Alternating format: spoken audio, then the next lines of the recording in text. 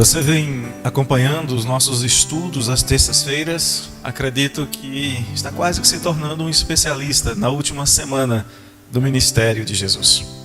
Em seus últimos dias, antes da crucificação, Jesus está lidando com fariseus, com os escribas, com os herodianos e com os saduceus. Eram os principais grupos políticos e ideológicos de Israel. E um após outro eles se apresentam diante de Jesus e tinham no coração um só propósito. Eles queriam envergonhar Jesus publicamente. Eles queriam que o povo deixasse de considerar Jesus como um profeta e assim eles ficariam absolutamente livres para executarem o seu plano, que era o de matarem a Jesus. Se eles conseguissem fazer com que o povo parasse de confiar em Jesus, de acreditar em Jesus, eles poderiam matar Jesus. E poderiam fazer isso até sem precisar de um processo formal, bastando para isso que eles provassem que Jesus havia ofendido a lei de Moisés. Mas a gente tem visto que Jesus foi calando-os grupo após grupo. Jesus mostrou para eles, justamente nos lugares em que eles se julgavam mais capazes, mais gabaritados, Jesus mostrou que justamente nisso eles eram absolutamente hipócritas. Eles tinham um mesmo projeto criminoso. E eles não se importavam para o fato de que seus inimigos, ao serem derrotados por Jesus, iam ficando fragilizados. Eles não estavam importando com isso. Na verdade, eles tinham apenas um interesse. Não queriam aprender de Jesus. Mesmo que o que eles estivessem aprendendo era a verdade. O único alvo do seu coração era matar Jesus.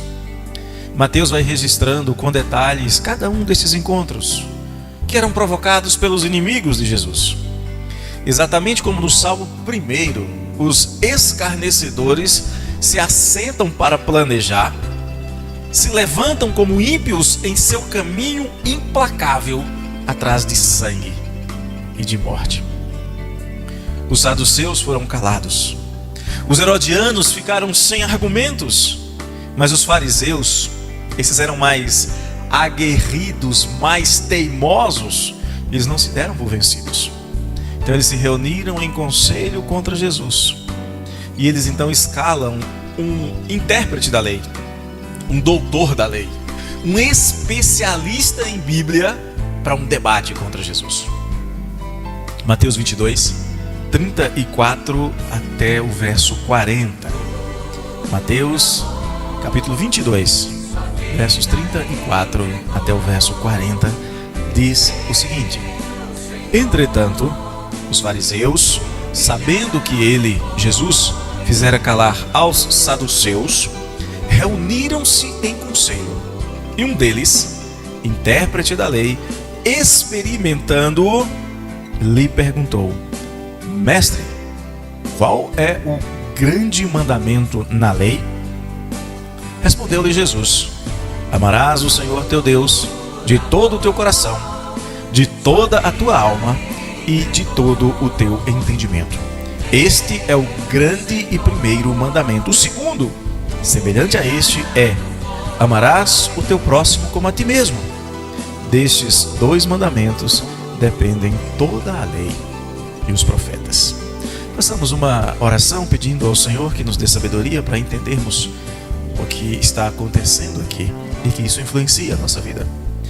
Pai, mais uma vez nos colocamos diante do Senhor, pedindo-lhe direção e instrução, sabedoria para entendimento da Tua Palavra, sabedoria para a prática da Tua Palavra. A nossa súplica agora, Senhor, não porque mereçamos coisa alguma, mas a nossa súplica em nome de Jesus. Amém. Como ser piedoso? Como ser uma pessoa piedosa? Uma pessoa que realmente é crente, age como crente?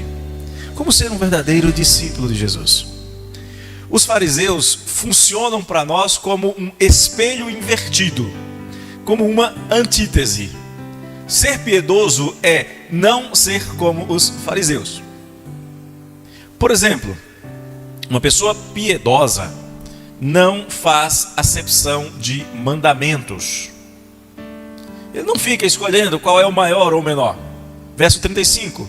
E um deles, intérprete da lei, experimentando-o, lhe perguntou: Mestre, qual é o grande mandamento na lei? Você sabe quantos mandamentos existem na Bíblia? Alguém quer arriscar? Quantos mandamentos, Davi, quantos mandamentos você acha que tem na Bíblia? Quantos? 10. Quantos mandamentos tem na Bíblia? Os judeus acreditavam saber, especialmente esses que aqui estão se colocando contra Jesus, os fariseus. Os fariseus chegaram a compilar, a dizer que existiam 613 mandamentos. 613 mandamentos que eles chamavam de mitzvot tariag. Na história ficaram conhecidos como 613 mandamentos de Maimônides, porque foi um trabalho feito por um rabino chamado Moshe ben Maimon. E isso só no Antigo Testamento. Somente no Antigo Testamento esse homem, ficou conhecido como Maimônides, achou 613 mandamentos. Mas vamos pensar um pouquinho mais na cabeça, segundo a cabeça dos fariseus. Segundo eles, havia alguns que achavam que conseguiam guardar escrupulosamente, guardar perfeitamente os 613 mandamentos. Lembra do jovem rico que tem uma conversa com Jesus em Marcos 10:20? Ele disse, quando Jesus fala para ele: você conhece os mandamentos? O que ele diz? Mestre. Veja aí, abre sua Bíblia, Marcos 10:20.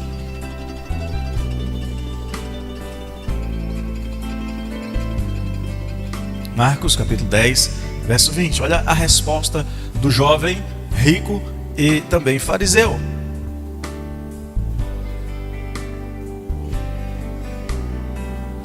Tudo isto tenho observado desde a minha juventude. Mas uma coisa é inquestionável: alguns deles realmente se esforçavam neste sentido. O apóstolo Paulo fala de si mesmo em Gálatas 1,14 que ele se avantajava nas tradições, sendo extremamente zeloso. Eles tentavam, eram honestos. Paulo também diz que muitos judeus, ele diz assim: eu dou testemunho de que eles têm zelo por Deus, porém não com entendimento, mas tinham zelo, mas eram esforçados. Os fariseus fizeram uma classificação desses 613 mandamentos. Chamavam alguns de leis positivas, ou seja, coisas que você deveria fazer, num total de 248 regrinhas. É por isso que o jovem rico chega e diz: mestre, o que eu tenho que fazer? Quais são as regrinhas que o Senhor dita? Havia também as leis negativas, as que deveriam ser evitadas. Exatas 365, uma para cada dia do ano. É curioso que as leis que eles chamavam de positivas, eles acreditavam que o corpo humano tinha 248 ossos, como se cada osso estivesse dizendo: olha, faça isso, faça isso, faça isso.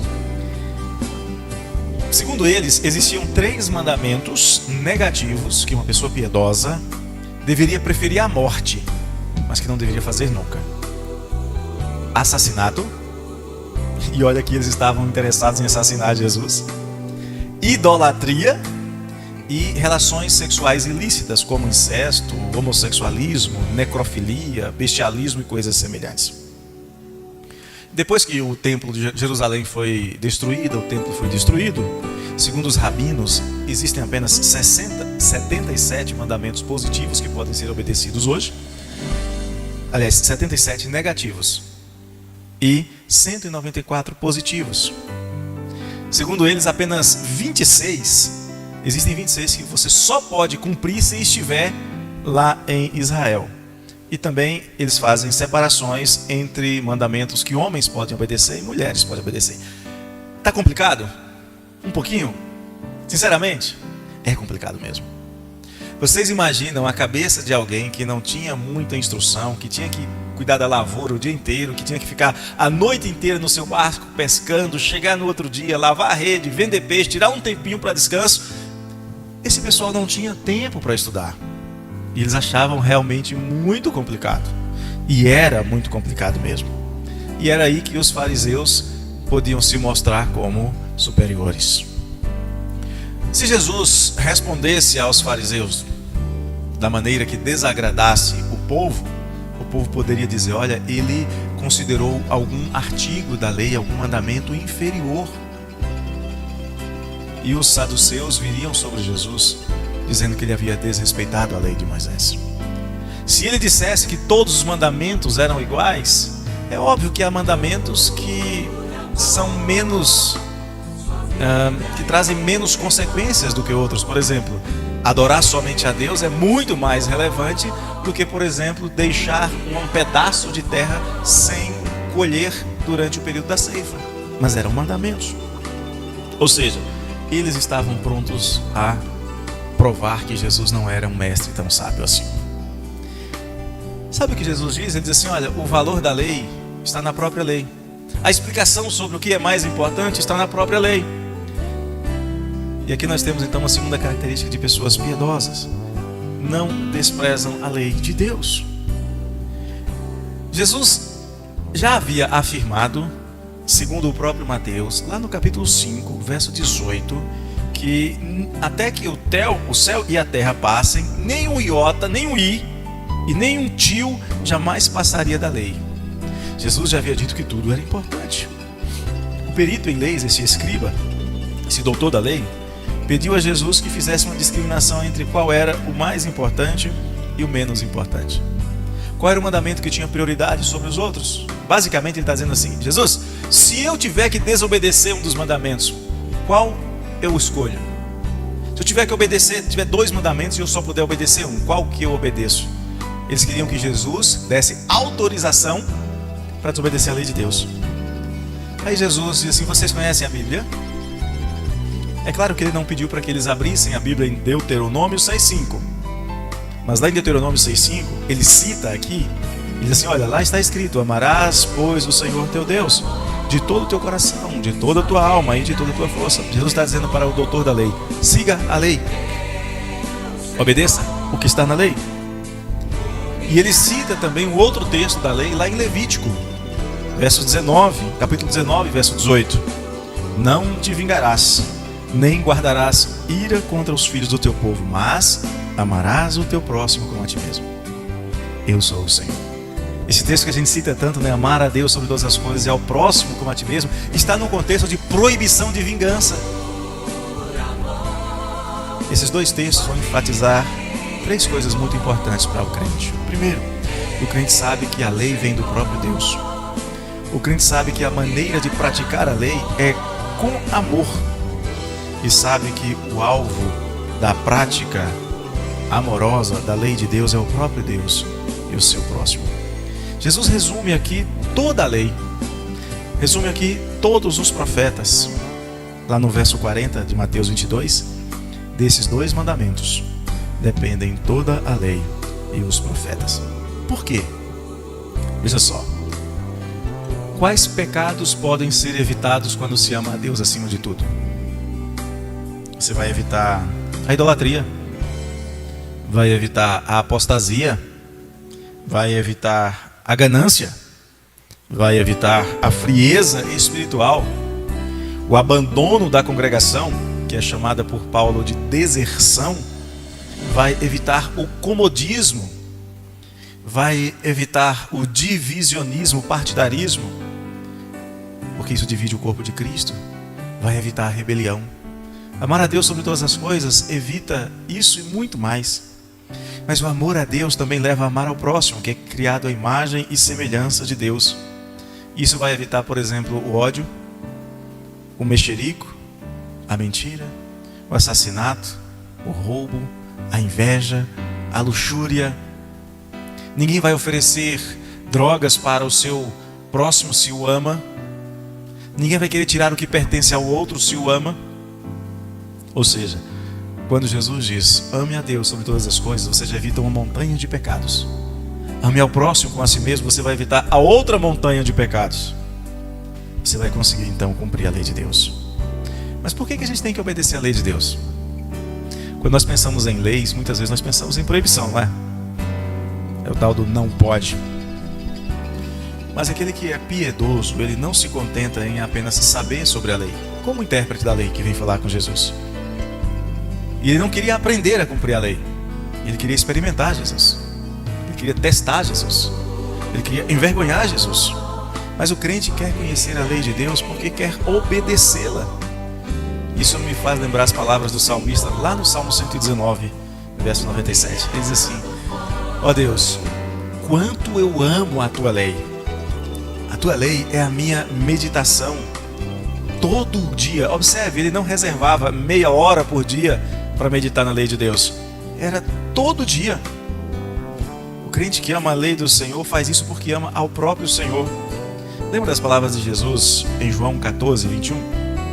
Aquele que tem os meus mandamentos e os guarda, este é o que me ama. Guardar os mandamentos de Jesus por amor. Se nós amarmos a Deus como devemos, se amarmos ao próximo como deveríamos, nós vamos ter uma produção de frutos muito preciosos. A cuidadosa, reverente obediência à vontade revelada de Deus. Eu sei que você sabe, mas eu preciso lembrar: nós não somos salvos pelo que nós fazemos. Nós não somos salvos porque nós conseguimos obedecer perfeitamente à lei de Deus. De novo, lembremos daquele jovem que vem falar com Jesus e diz: Senhor, eu obedeço. Jesus diz: falta uma coisa, falta você confiar em mim, falta você vir comigo, parar de confiar na sua riqueza. Sabemos que não somos salvos pela força da lei. Mas para que a lei serve? Se eu sei que eu não vou ser salvo pela obediência à lei, por que eu devo obedecer? A resposta é: porque eu amo a Deus. O crente obedece porque ama a Deus. E o amor a Deus vai se refletir no amor para com aqueles que foram criados à imagem e semelhança de Deus. É impossível, João vai dizer que é uma tremenda de uma hipocrisia dizer que ama a Deus a quem não vê e odeia o irmão a quem vê. É inadmissível pensarmos em alguém que odeia ao irmão, alguém que abandona a congregação, ou seja, sai do meio do corpo de Cristo com rancor e ódio no coração e ainda assim dizer: eu amo a Deus. O Senhor vai olhar e vai dizer: hipócrita. É óbvio que ele vai dizer isso. O incrédulo, quando olha para a lei de Deus, ele vê uma lista de proibições, de pode e não pode. Acredito que talvez vocês já tenham ouvido falar daquela expressão lei de crente, que era mais uma listinha de coisas que não pode fazer. Não pode cortar o cabelo, não pode jogar futebol, não pode nadar, não pode fazer isso, não pode aquilo. Era tanto não pode. Mas na verdade, a obediência do crente é feita de maneira positiva. Você que é crente no Senhor Jesus, você não deve se preocupar como aqueles fariseus, como Moisés, Ben Maimônides, sobre o que não fazer. Você que é crente, você não deve se preocupar com o que perde do mundo e das concupiscências do mundo. Vou te dar uma razão bem simples. Porque você sabe o que você já ganhou. De que adianta ganhar o mundo inteiro e perder a sua alma? Os discípulos de Jesus, se são realmente discípulos de Jesus, vivem exatamente como está em 1 de João 2,15, onde João diz assim: filhinhos, não ameis o mundo, não ameis as coisas que há no mundo. Se alguém amar o mundo, o amor do Pai não está nele. Amar o mundo é coisa do ímpio, é coisa do incrédulo, é coisa do descrente. O coração do crente não está no mundo. O coração do crente já foi entregue nas mãos do Senhor. E o crente agora, ao invés de estar preocupado com o que perdeu, ele está muito mais interessado no que pode fazer para glorificar o seu Senhor e Salvador. Paulo escreve aos Coríntios, lembremos que Paulo era um fariseu preocupado com o pode e não pode. Certamente Paulo sabia de cor. Eu fui pesquisar os 613 mandamentos de Maimônides. Se eu passar uns 10 anos lendo aquilo todo dia, talvez eu consiga decorá-los. Os fariseus conheciam, os fariseus sabiam um por um. Mas este Paulo, que sabia essas coisas, ele escreve aos Coríntios dizendo assim: portanto, quer comais, quer bebais, ou façais outra coisa qualquer, fazei tudo para a glória de Deus. Veja a diferença. Os judeus, religiosos e mundanos, estavam preocupados com o que não podiam fazer. Os piedosos, os crentes, estão muito mais interessados no que devem fazer para glorificar a Deus. Sabe por quê? Porque nós sabemos que nós somos criados por Deus, por meio de Jesus Cristo, que entregou a si mesmo na cruz para criar um povo exclusivamente dele, zeloso de boas obras. Essas boas obras são aquelas que glorificam o Senhor Deus, nosso Pai. Nós sabemos que todos os mandamentos vão se resumir em uma coisa só: o amor que serve, o amor que abençoa, o amor que não despreza aqueles que foram feitos à imagem daquele a quem nós amamos e a quem nós amamos porque ele nos amou primeiro e derramou o seu amor sobre nossos corações. Paulo, escrevendo aos Gálatas, ele faz um resumo maravilhoso dos mandamentos. Ele diz assim: levai as cargas uns dos outros. Levar carga é sinal de amor. Você não leva a carga de alguém que você não gosta, mas se você vê uma pessoa que você gosta, que você ama, carregando um peso, você vai ajudar. E Paulo diz: levai as cargas uns dos outros, e assim cumprireis a lei de Cristo. Amar a Deus sobre todas as coisas e ao próximo como a si mesmo significa que eu me importo com o meu irmão, porque eu vejo nele o reflexo daquele que o criou, daquele que me criou, daquele que me salvou. Como ser piedoso, então? Essa é a pergunta. Piedade e hipocrisia são duas palavras que não conseguem andar juntas. São antagônicas, são adversárias. É impossível alguém ser, ao mesmo tempo, hipócrita e piedoso. Presta atenção numa coisa: é possível ser hipócrita e religioso. Isso é possível. É possível ser hipócrita e zeloso. É possível ser hipócrita e rebelde e incrédulo. É possível ser hipócrita e até assassino, usando a religião como pretexto. Fariseus, saduceus, escribas e herodianos não passavam de um bando de hipócritas. E é possível até ser hipócrita e se vangloriar de ser um hipócrita zeloso e até sincero na sua tentativa de guardar a lei. Foi o que aconteceu com aquele jovem rico que ficou triste quando Jesus lhe disse: vende tudo que você tem, dê aos pobres e então vem comigo. É possível. Mas há uma coisa importante para nós considerarmos. Se você quer ser piedoso, verdadeiramente piedoso, o mandamento está posto, a orientação de Cristo está dada, e aqueles homens eram incapazes de cumprir. Eles eram incapazes de amar a Deus sobre todas as coisas. Eles não conseguiam. Eles amavam seus postos, amavam seus títulos, amavam a sua riqueza, mas eles não amavam a Deus sobre todas as coisas. Por outro lado, eles também eram incapazes de amar ao seu próximo como a si mesmos. Estavam unidos, fariseus, saduceus, herodianos. Eles se odiavam, eles queriam que o outro partido fosse extinto, se possível. Mas estavam unidos com um só propósito. Não era porque se amavam, era porque eles odiavam com a mesma intensidade ao Senhor Jesus. Não amavam a Deus, não amavam ao próximo, não podiam, sob hipótese alguma, serem considerados piedosos. Como nós podemos ser piedosos, então?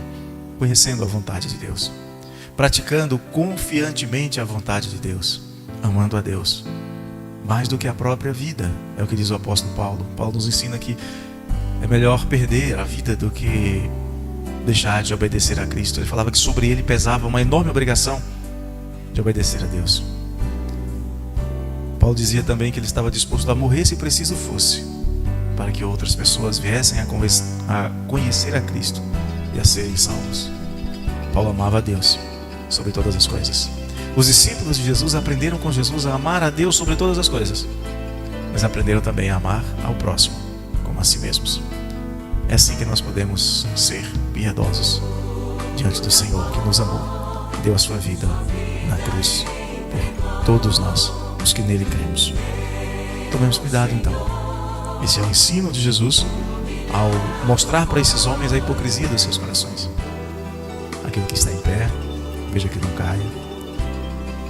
Aquele que acha que consegue cumprir os mandamentos, sonde o seu próprio coração e veja se de fato ama a Deus sobre todas as coisas, ao próximo como a si mesmo. Talvez você esteja em casa hoje pensando: e como eu aplico isso à minha vida? Volte à congregação se você está afastado. Busque a comunhão dos santos. Sirva ao seu próximo. Cuide da causa dos órfãos e das viúvas. Mas faça isso por amor e obedientemente ao Senhor que nos amou. Nós vamos